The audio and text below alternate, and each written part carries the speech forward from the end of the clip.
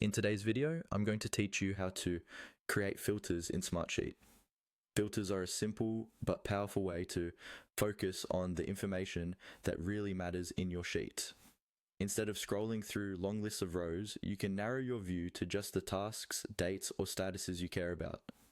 In this walkthrough, I'll show you how to create a new filter, set it up with your preferred conditions, and apply it to your sheet. First, make sure you have your Smartsheet open in your browser and that you're looking at the sheet where you want to add a filter. At the top of the sheet, in the toolbar area, look for the option labeled Filter. It's usually near the other view controls. Go ahead and click on Filter. This will open the filter menu where you can see any existing filters and create new ones. In the filter dropdown, you'll see an option that says New Filter. Click on New Filter to start setting one up. This tells Smartsheet that you want to define a fresh set of rules for what rows should be shown or hidden.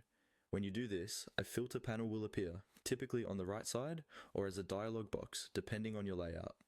Now it's time to type in the details for your filter. Start by giving your filter a clear, descriptive name, something that tells you at a glance what it does, like my task this week or high priority items. Naming your filter is important because you may create several filters over time and you'll want to easily recognize each one later. Next, set the conditions for the filter. You'll usually begin by choosing a column such as status, assigned to, due date, or any other column in your sheet. Then choose a condition like is not, contains, or is greater than, depending on what kind of data is in that column. Finally, enter the specific value you want to filter by. For example, you might filter where status is in progress, or where assigned to is your name, or where the due date is within a certain range. You can add multiple conditions if needed, combining them to narrow down your results even further.